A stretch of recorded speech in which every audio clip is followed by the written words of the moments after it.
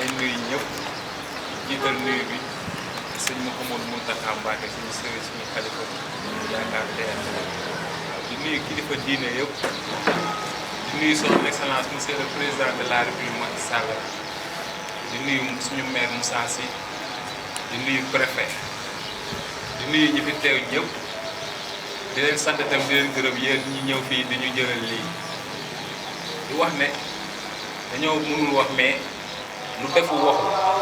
lu ay di jàmmat dañ toog depuis 2017 amoon yéene nekkoon ci ay tool bëgg fa tabax école ramasser taalibe yi dugal leen fa parce que sama gars yi dañ am benn groupe boo xam ne ñii dañuy defar dàll ñii tableau art ñii ay câbleur ñii dañuy lu nekk am nañu ma façon métier ñu bëggoon fa def école de métier ñu liggéey fa 2 ans ma def fa teen laboratoire bi ay 12 hectares la jënd ay xar jënd ay mbaam fas ay 1000 ginaar ñii ñëpp seedale dañ ko doon nekk di leen jël di leen yóbbu ñoom tool ñu fay dëkk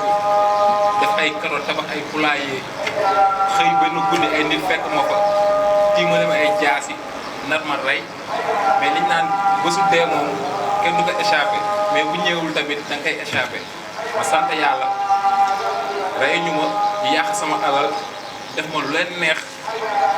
ku baax nag yëg affaire yi xaw ma ne ma naa dem toog ma wax dara ma wax sax ñi ma ko def te xam naa leen boobu ba léegi muy muñ nag si biir muñ boobu ñuy bind ay projet ba si yàgg ma ne man boo ko dund naa lu metti lii te manque téye mais pour loolu kàddu googu pour man sax pour jeunesse bi laa koy mooy xale yi toog pour ne leen ñu bàyyi xel seen àdduna que toll nañ jamono boo xamante ne kenn du dimbali kenn du jàppale kenn foog nga gëm sa bopp muñ liggéey am métier waxuma sa jàng baax na mais nga am métier ndax boo amul métier d'ici 1 an 2 ans 3 ans Sénégal bi ñu jëm nii day gën a metti parce que dëkkuwaayu kër yi nii sax doo am foo dëkk nit ñi dañuy gën a yokk moom sax ngeen di nekk fii di wax feebar bi tubaab bi nii mais loolu yëpp nañ ko bàyyi mais dañ leen bëgg a wax ci festival bi ñu bëgg a def dañ bëgg a def festival jàmm ak teranga bientôt novembre foire jël nañ foire am nañ salle bi am nañ foire bi yëpp dañ bëgg am sa métier muy jeune grand yi sax invité wuñ leen ndax jeunes yi jeunesse bi lañ bëgg a waxal am sa métier looy defar dàll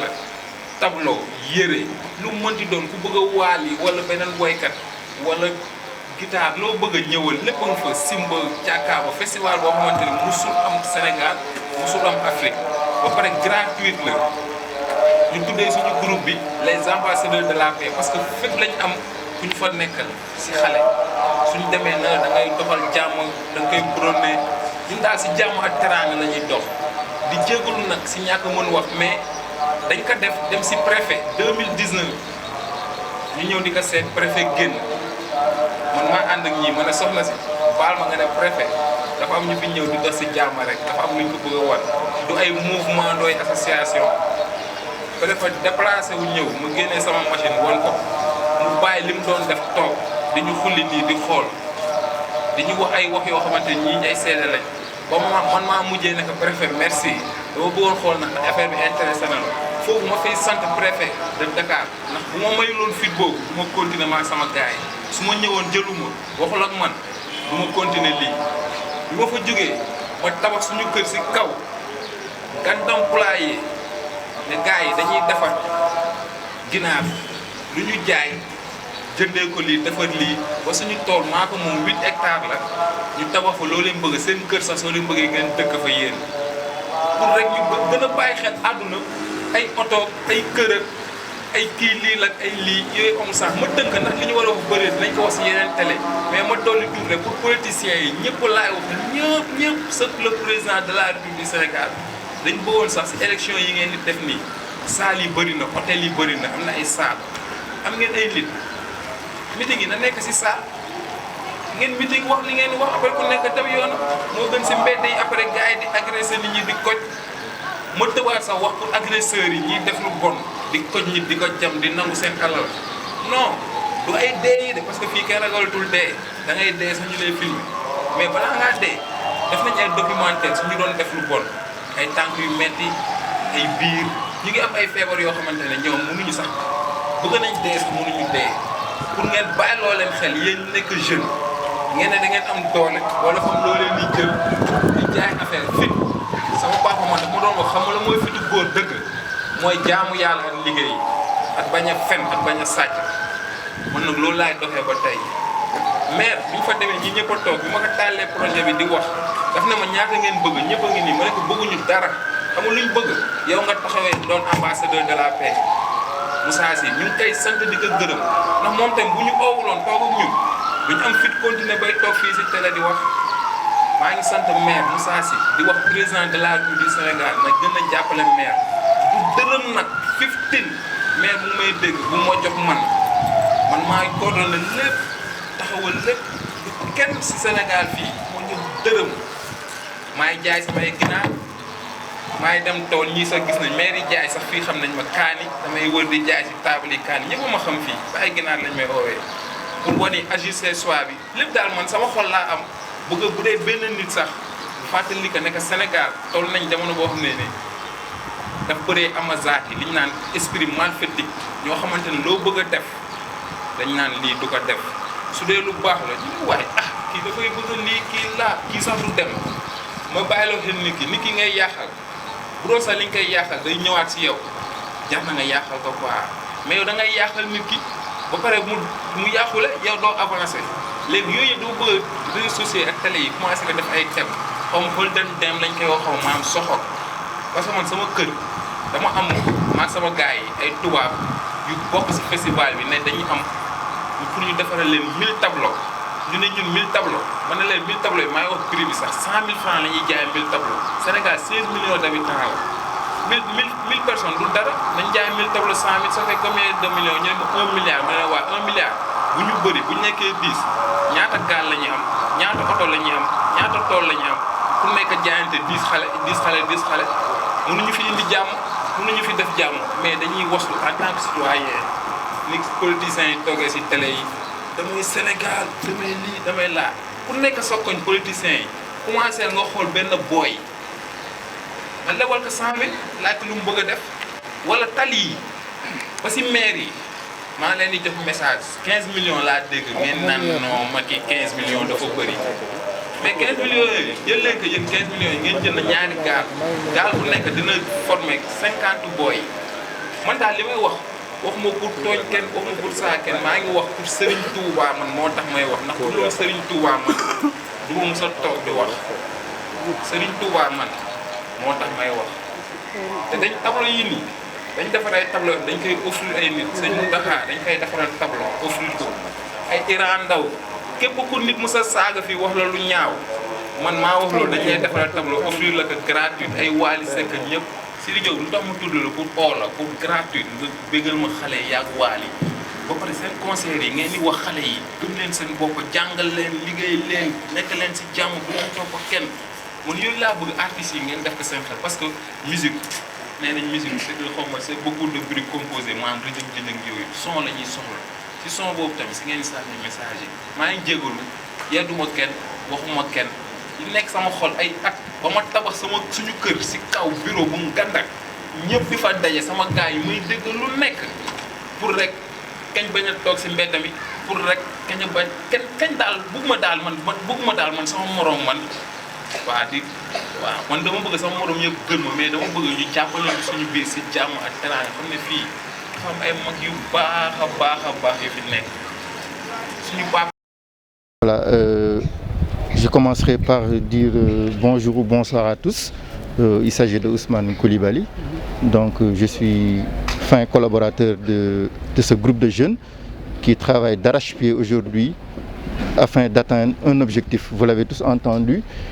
on l'a entendu ensemble. Il s'agit d'un témoignage fort. Nous avons choisi l'originalité, donc vous l'aurez compris, ce témoignage fort qu'il vient de faire.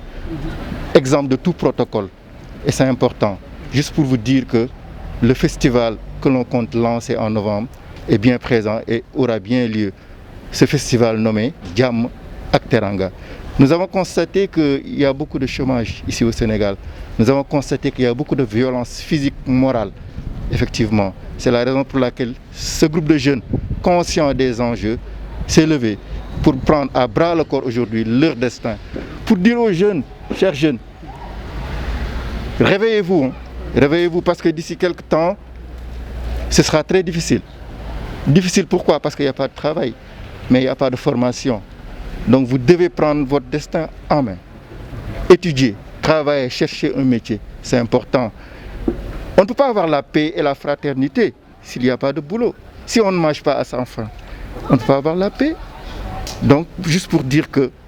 la paix et la fraternité est la base de tout. Mais il y a des conditions pour qu'il y ait de la paix et de la fraternité. Et nous voulons aujourd'hui inciter les jeunes à aller vers ça, à se former, à faire de l'entrepreneuriat. Et tout cela, vous allez le trouver, Inch'Allah, au festival Jam ak Teranga qui sera organisé ici au CICES le 6 novembre. Il y aura des stands et tout sera gratuit. Tout cela en faveur des jeunes désœuvrés qui sont dans les roues, des jeunes désœuvrés, des jeunes qu'on oublie dans les rues et pourtant, il y a de quoi, il y a de la matière à faire. C'est des humains, c'est des êtres humains, il ne faut pas l'oublier. Donc on a quelque chose à faire. Il y a un legs qu'on doit faire aujourd'hui aux générations futures. Chers jeunes, on ne cessera de le dire. Réveillez-vous, formez-vous, prenez votre destin à main. Et on appelle toute la communauté, les politiciens, les religieux. Ce festival-là n'a pas de coloration. Nous ne sommes ni religieux, nous ne sommes ni politiques. Ce qui nous intéresse, c'est l'être humain, au vrai sens du mot. Et on veut que tout le monde se lève en faveur de la paix et de la fraternité. Merci à tous. Je suis membre FETER, Festival Jam ak Teranga. Donc, on est des ambassadeurs de la paix. Parce que Ahmadou Fall, concept bi